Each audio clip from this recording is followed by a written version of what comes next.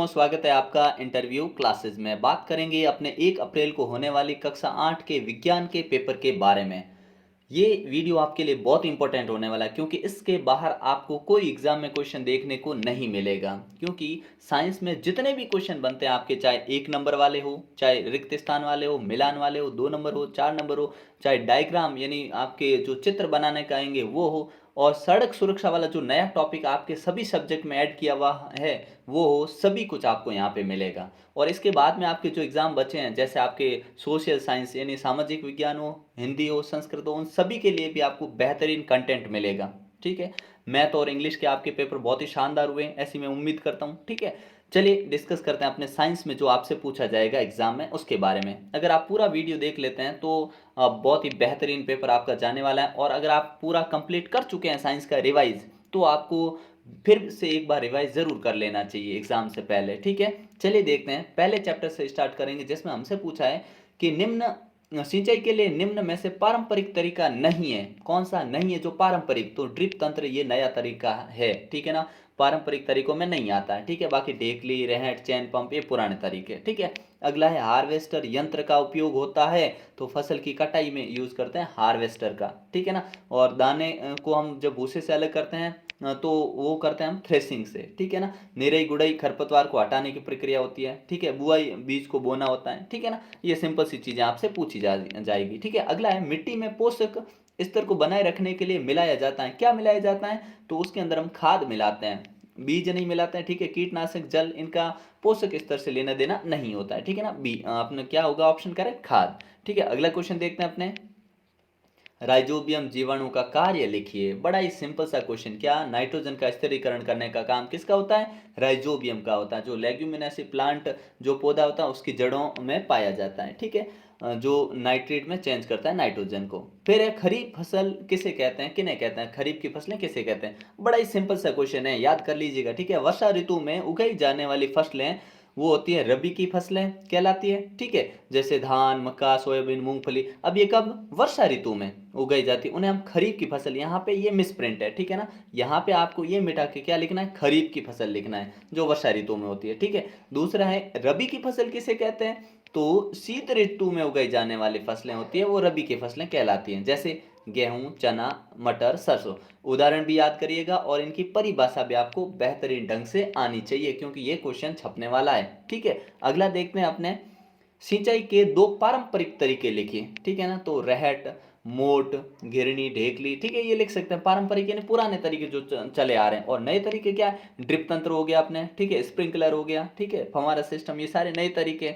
अगला क्वेश्चन है फलीदार यानी लेग्यूमिनासी पौधे की जड़ों की ग्रंथियों में पाए जाने वाले बैक्टीरिया का नाम? राइजोबियम बैक्टीरिया, अभी हमने बात की। और ये अपने इस चैप्टर का सबसे मोस्ट इंपोर्टेंट क्वेश्चन माना जाता है। कौन सा? कि उर्वरक और खाद में आपको अंतर बताना है। तो उर्वरक, उर्वरक क्या होते हैं? उर्वरक होते हैं अकार्बनिक लवण, और ये प्राकृतिक पदार्थ होते हैं। ठीक है, पहला अंतर क्या? अकार्बनिक लवण होते हैं। ठीक है, ये फैक्ट्रियों में बनाए जाते हैं और ये खेतों में बनाए जाते हैं। ठीक है, ये मिट्टी को ह्यूमस प्राप्त, इनसे बिल्कुल ह्यूमस नहीं मिलती, लेकिन इससे मिट्टी को प्रचुर मात्रा में ह्यूमस प्राप्त होती है। ठीक है, अगला देखते हैं अपने। सिंचाई के किन्हीं 4 स्रोतों के नाम लिखिए। तो नलकूप, नहरें, नदी, तालाब। ठीक है ना, इनसे सिंचाई करते हैं। रबी और खरीफ के दो दो उदाहरण ऊपर हमने बात की है। रबी क्या हो जाएगा? सरसों, चना, याद रखिएगा। खरीफ, खरीफ कौन सी? जो वर्षा ऋतु में बोई जाती है, धान, मक्का।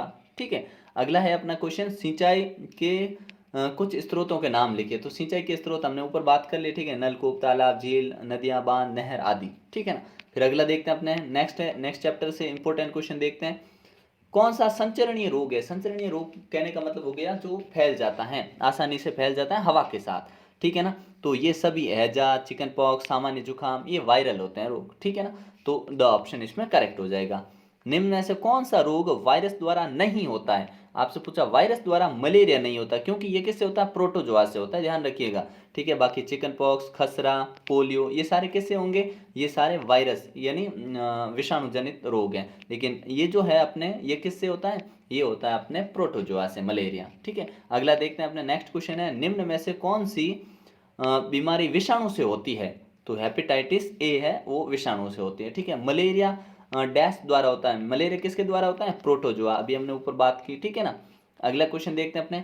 पोलियो का रोग कारक है चैनल को है ना सब्सक्राइब ज़रूर कर लीजिएगा आप, और वीडियो को लाइक ज़रूर करें, ठीक है।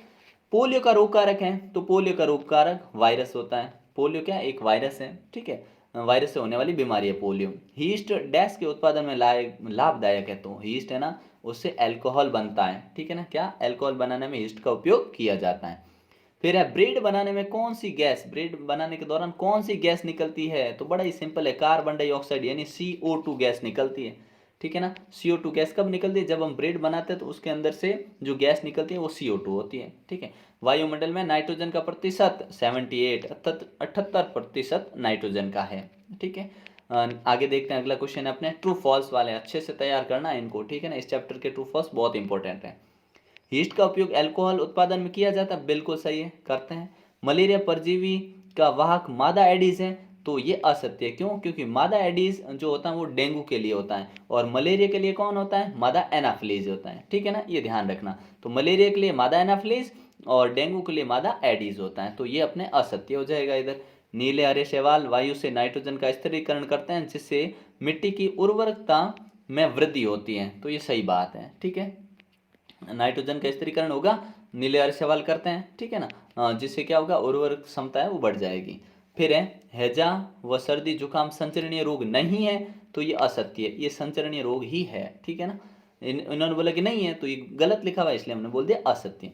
लैक्टोबैसिलस नामक जीवाणु दूध को दही में परिवर्तित कर देता है, बिल्कुल सही बात है, ठीक है। सवाल ऐसे भी आ सकता है, दूध को दही में बदलने वाले जीवाणु का नाम बताइए, तो लैक्टोबैसिलस। स्टेप्टोमाइसिन एक खाद्य परिरक्षक है, नहीं, असत्य, ठीक है ना, ये खाद्य परिरक्षक नहीं है, ठीक है।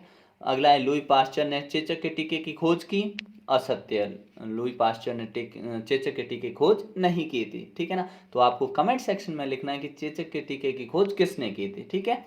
मादा एडिस मच्छर डेंगू के वायरस का वाहक होता है, बिल्कुल सही, अभी हमने बात की। अलेक्जेंडर फ्लेमिंग ने चेचक के टीके की खोज की, तो ये भी असत्य है, ठीक है ना। अलेक्जेंडर फ्लेमिंग ने किसकी की थी, पेनिसिलिन की थी, याद रखना, किसकी, अलेक्जेंडर फ्लेमिंग ने पेनिसिलिन, ठीक है ना।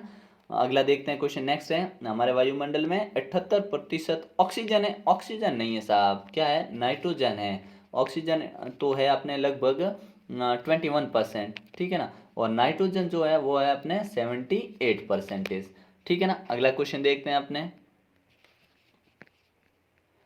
चेचक के टीके की खोज, चलो ये आगे आ गया क्वेश्चन, कमेंट सेक्शन में आपने भी लिखा नहीं होगा, है ना, एडवर्ड जेनर, ठीक है ना, 1798 में। वायुमंडल के मुख्य घटक का नाम बताइए, तो वो होता है अपने कौन, नाइट्रोजन, ठीक है। वायुमंडल में सबसे ज्यादा कौन है, तो नाइट्रोजन है। मनुष्य में वायरस द्वारा होने वाले रोगों के नाम लिखिए, वायरस से चिकन पॉक्स और पोलियो होता है, ठीक है। फिर पूछा प्रोटोजोआ द्वारा होने वाले दो रोगों के नाम, प्रोटोजोआ से मलेरिया और अतिसार, दस्त लगना और मलेरिया होता है, ठीक है। खाद्य परिरक्षकों के नाम बताइए, तो साधारण नमक में रखते हैं कुछ चीज़ों को, कुछ को चीनी में रखते हैं, ये सामान्य जो खाद्य परिरक्षक के रूप में जाने जाते हैं, ठीक है। फिर है दो प्रकार के जीवाणुओं के नाम लिखिए, दो प्रकार के जीवाणु, अगर जीवाणु को प्रकार दिए अपने, एक सर्पिल आकार दे रखे हैं, एक छड़ के आकार के दे रखे हैं, ठीक है। शैवाल के उदाहरण दीजिए, तो क्लेमाइडोमोनास और स्पैरोगायरा, ठीक है, स्पैरोगायरा, ये दो ध्यान रखना। फिर यहाँ से एक बेहतरीन क्वेश्चन बनता है कि सूक्ष्म जीव हमारे लिए मित्र भी है और शत्रु भी है, व्याख्या कीजिए। तो देखिए, हमारे लिए सूक्ष्म जीव है ना वो मित्र हैं, उनसे लाभ है, कैसे लाभ है, देखो, दूध को दही बनाने में मदद करते हैं, लैक्टोबैसिलस बात की, चमड़े की सफाई करने में करते हैं, नाइट्रोजन का स्थिरीकरण और वातावरण में स्वतंत्र नाइट्रोजन को नाइट्रेट में बदलने के लिए जीवाणु जरूरी है, ठीक है, नीले हरे शैवाल,